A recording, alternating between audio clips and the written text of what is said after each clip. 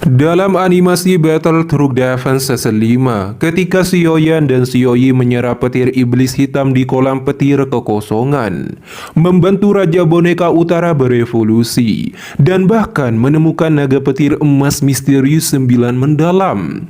Sementara itu di waktu yang sama, Hu Tiandi dan api pemakan kekosongan akhirnya muncul bersama. Mereka muncul lebih awal, sebuah poin plot orisinal lainnya dari pihak resminya. Namun api pemakan kekosongan ingin membunuh Xiaoyan dan bahkan menghancurkan aliansi Istana Surgawi, tetapi dihentikan oleh Hu Tiandi.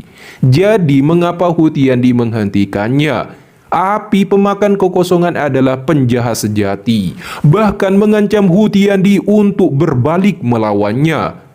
Kemunculan pertama api yang melahap kekosongan adalah untuk membantu Kaisar Jiwa menghidupkan kembali Hun Mingsheng dan juga meningkatkan ranahnya ke Doseng Bintang 7. Api yang melahap kekosongan agak terdiam merasa bahwa membangkitkan Hun Mingsheng adalah sia-sia. Tetapi Hu Tiandi mengatakan bahwa memiliki Doseng Bintang 7 yang patuh dapat menyelamatkannya dari banyak masalah. Namun api yang melahap kekosongan berseru bahwa itu terlalu merepotkan dan kemudian mengungkapkan pendapatnya tentang Xiaoyan. Di mata api yang melahap kekosongan karena Xiaoyan telah menempatkan Hu Tiandi dalam posisi yang sulit dan menyebabkan klan Hun menderita kerugian besar. Bahkan Hun Mingsheng pun telah terbunuh. Akan lebih baik jika dia bertindak sendiri. Dengan kultivasinya di tahap awal ranah Doseng Bintang 9, membunuh Xiaoyan dan bahkan menghancurkan aliansi Istana Surgawi akan menjadi hal yang mudah. Begitu kobaran apinya dilepaskan. Bahkan jika Xiaoyan memiliki Xiaoyi untuk bergabung itu akan sia-sia. Dia cukup untuk melahap dan membakar segalanya.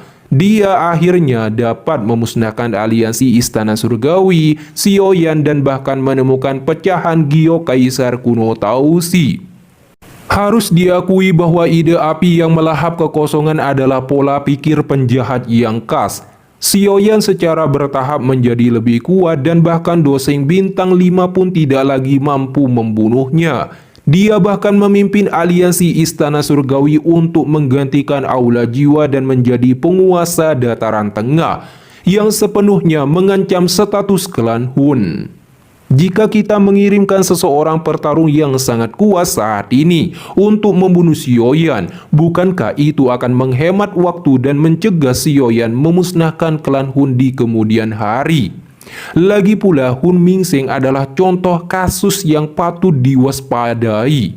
Dia sudah lama memperhatikan Xiaoyan, tetapi karena dia tidak mengambil inisiatif dan mengirim bawahannya untuk bertindak, mereka semua ceroboh dan tidak menganggapnya serius. Xiaoyan memberinya pelajaran dengan cara yang berlawanan dan dia menderita kerugian besar. Bahkan Hun Mingsheng pun terbunuh olehnya. Jika Mimin pikirkan secara logika, Kaisar Jiwa seharusnya mendukung api pemakan kekosongan dalam membunuh Xiaoyan. Namun intervensi Hu Tiandi terutama didorong oleh agendanya sendiri. Di mata Hu Tiandi, Xiaoyan berada di bawahnya. Dia belum menarik perhatiannya. Selain itu, Hu Tiandi tidak hanya mengincar Xiaoyan dan aliansi Istana Surgawi.